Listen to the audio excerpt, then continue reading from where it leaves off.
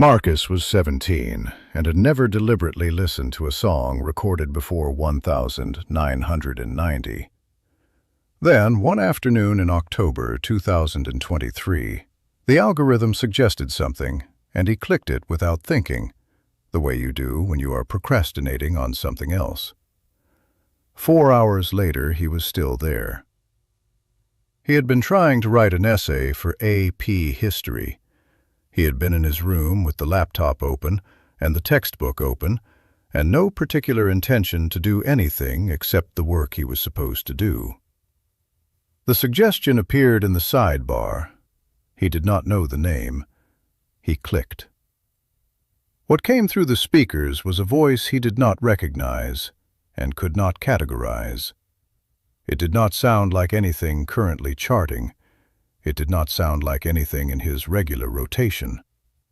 It sounded like it had been recorded in a room, not assembled from samples, not produced to a modern loudness standard, but captured, present, a human being in a space, singing.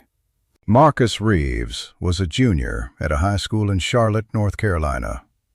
He was 17, had a playlist of approximately 400 songs built up over 3 years, and had a working theory about music that essentially held that anything recorded before he was born was either context or background, worth knowing about in the way that anything historical was worth knowing about, but not worth the specific kind of attention he gave to current music. This theory lasted approximately 2 minutes. By the time the first song finished, he had already opened a second tab to search the name. Marvin Gaye. He read the Wikipedia entry. He read the first 3 sentences and then read the whole thing, which took longer than he had planned for. He went back to the music and played the song again, then the next song, then the next. He spent the first hour on sexual healing, because that was where the algorithm had started him. He spent the second hour on What's Going On, which the sidebar had suggested, and which hit him in a different place. Not the warmth of the first record, but something larger, more political, more organized as a statement. A record that was asking something. He sat with it. In the third hour, he found the comment sections.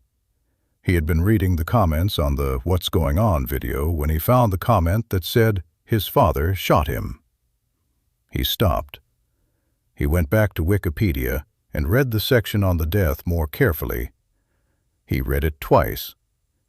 He sat with that for a few minutes. Then he kept reading the biography, the Motown years, the father, the Belgium period, the comeback, the 14 months after the NBA performance. All of it. He read until the outline of a life was in his head. By the fourth hour, he was not procrastinating anymore. He was doing something else. Something that did not have a name in the vocabulary he had for how he spent time. He was inside a story about a person who had been dead for almost 40 years, who had made music that was available to him in Charlotte in 2023, exactly as it had been available to anyone in Detroit in 1971. And he was understanding, in the specific way that a 17-year-old understands something they were not expecting to understand, that the distance between then and now was not the distance it had seemed. He played the albums in order, roughly, as best he could reconstruct the chronology from what he had read. He listened to I Heard It Through the Grapevine and understood why the comment sections called it a masterpiece. He listened to Let's Get It On and understood why people were embarrassed to listen to it in public. He listened to Here, My Dear, and understood almost nothing of it, in the way you understand almost nothing of a record about a marriage when you are 17 and have never been in a marriage, but understood enough to recognize that it was doing something real. He finished the essay at 2 in the morning. It was not his best essay. He submitted it anyway. He went to sleep with What's Going On still playing in his head. Not the melody specifically, but the quality of the question it was asking. What is going on? What is happening? What is going on out here? He went to school the next day and did not tell anyone what had happened. There was no natural way to say, I spent last night listening to Marvin Gaye and reading his biography, and now I understand something I did not understand before. His friends would have found this baffling, and he did not have a clean explanation for why it was not baffling. He bought 3 albums on Spotify. He added them to a new playlist he called, without irony, For Later.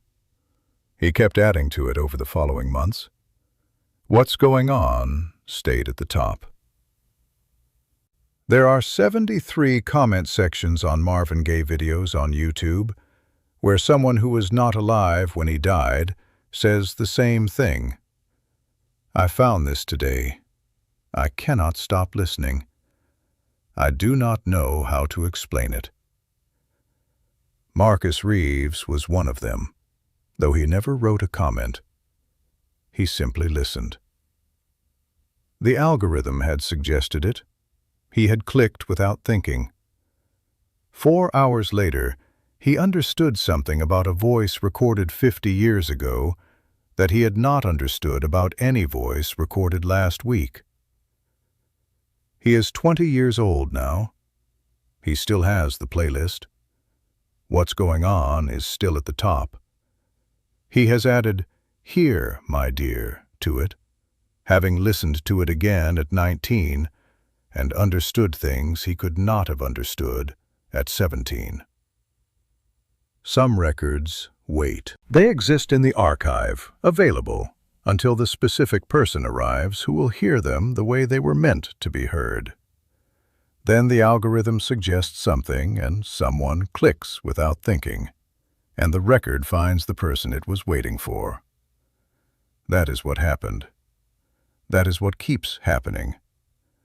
That is what it means for music to be timeless. Not that it is always accessible, but that it is always capable of finding the next person who needs it.